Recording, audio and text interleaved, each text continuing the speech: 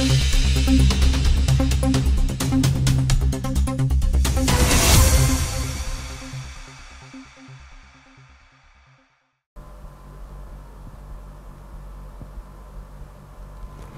Berita kembali hadir di hadapan Anda dengan berita terkini, aktual, dan terpercaya. Bersama saya Rifki Putra dan rekan saya Trinda Purnasari yang telah merangkum informasi untuk Anda pada hari ini.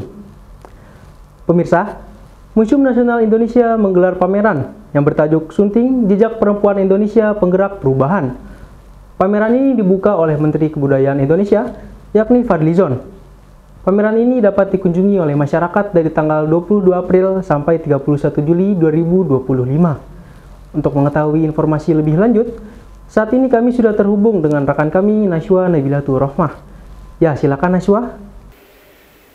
Baik pemirsa, saat ini saya sedang berada di Museum Nasional Indonesia, yang dimana dalam memperingati Hari Kartini, Museum Nasional Indonesia ini mengadakan pameran yang bertajuk Sunting, atau yang bisa diartikan dengan Jejak Perempuan Indonesia Penggerak Perubahan.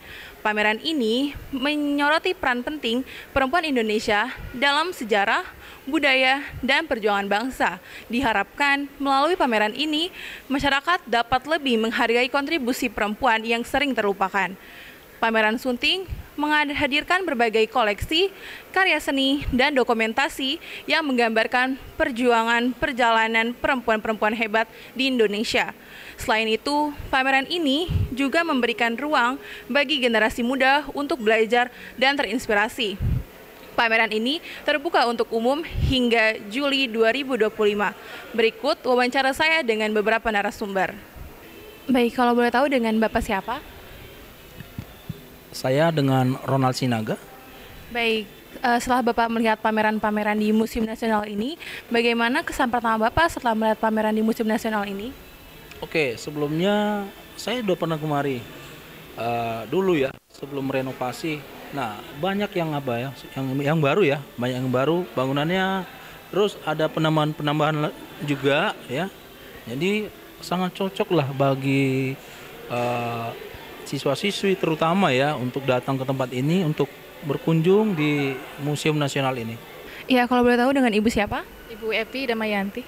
Baik, Ibu Evi, setelah Ibu Evi melihat pameran di Museum Nasional ini, terutama di pameran Sunting ini, gimana kesan pertama Ibu nih setelah melihat pameran ini? Ya, pertama saya kesini emang sangat takjub ya, maksudnya selama ini kan kita cuma bisa baca dari sejarah. Sampai sini kita bisa melihat langsung dan membaca langsung bukunya, sangat menginspirasi banget untuk kami kaum perempuan.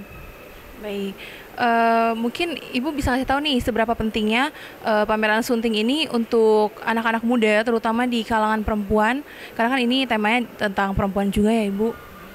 Ya, untuk anak remaja ya khususnya ya. Ya mungkin bisa belajar dari perjuangan RA Kartini ini. Kita sebagai wanita harus mandiri, harus berpegang teguh, dan sebisa mungkin kita tuh jangan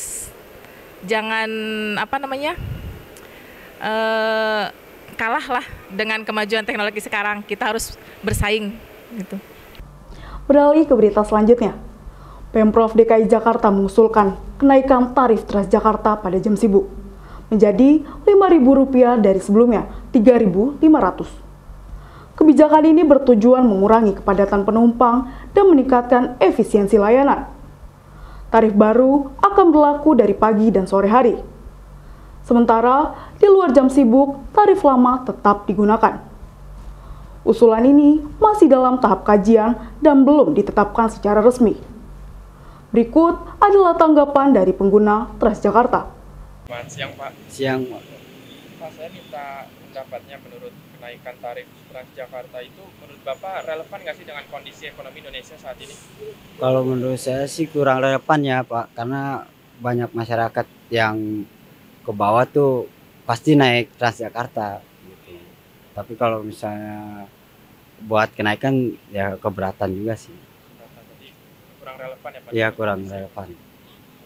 Kalau menurut saya sih relevan ya, karena kalau saya sendiri tidak terlalu merasakan ya, karena dengan pendapat yang saya punya, menurut saya masih relevan, dan penaikan tarif juga tidak terlalu terpengaruh dengan saya. Kalau naiknya hanya di 5.000 sih saya rasa masih relevan ya. Masih standar ya. Karena emang kelilingnya kan untuk se-Jakarta. Dan udah cukup bagus kok. Dia dengan transit dari halte satu ke halte lain itu naik satu kali untuk 5.000 masih relevan. Dan Ibu, kalau dampak-dampaknya nih bagi mungkin masyarakat yang berpenghasilan rendah atau yang mungkin ekonominya rendah itu, menurut Ibu dampaknya tuh seperti apa? Saya rasa sih yang menggunakan ini kan pekerja ya. Pekerja itu artinya ya mereka punya upah sih. Artinya kalau mereka yang nggak bekerja yang setiap hari pergi itu, mereka pasti jarang menggunakan. Kalau hanya sesekali kan masih ya standar lah. Tapi kalau setiap hari karena mereka kerja masih berdampak sih berdampak. Cuman ya kalau hanya di 5.000 sih saya rasa masih oke gitu. Jangan lebih dari 5.000 aja itu udah berat. Oh, kalau itu sih nggak mungkin ya, karena udah terbiasa buat naik Transjakarta. Jadi kalau menurut saya sih enggak. Mungkin iya, mungkin tidak sih. Sebenarnya tergantung perspektif orang ya. Karena orang yang bakalan pindah kan tergantung tujuan yang mereka tuju. Jadi kalau saya sendiri, saya agak jarang pakai Transjakarta. Cuma terkadang saya pakai Transjakarta untuk ini aja ke stasiun saja. Pelayanan Transjakarta menurut Mas saat ini tuh gimana sih Mas? Untuk pelayanannya sebenarnya baik, cuma untuk beberapa hal ada yang kurang. Seperti terkadang AC-nya kurang dingin. Terus sama mungkin kurang ini sih, kurang diperbaiki lagi ini ya. Bisnya. Dari segi apa aja tuh Mas yang harus diperbaiki? Kayak kursinya atau semacamnya. Dari fasilitas. Fasilitasnya iya. Berarti menurut Ibu juga pelayanan Transjakarta itu sudah lumayan bagus ya? Bagus, menurutku bagus banget. Karena saya pengguna Transjakarta itu yang setiap hari bisa 3 kali putaran. Karena emang saya pekerja home service, panggilan saya ngandelinnya Transjakarta atau Jaklingko, ya, angkutan umum. Menurut saya sih kalau misalnya dinaikkan, takutnya kalau lagi kurang saldo, takutnya jadi nggak bisa buat naik. Kan kalau harga biasa kan 3,5 masih bisa buat relevan, iya. Gitu. Baik, terima kasih ya Pak atas jawabannya. Oh iya. Informasi tadi sekaligus menjadi berita penutup perjumpaan kita pada hari ini. Saya Trina Permanasari dan rekan saya Rifki Putra beserta tim redaksi yang bertugas mengucapkan terima kasih atas kebersamaan Anda dan sampai jumpa. Mas besok saya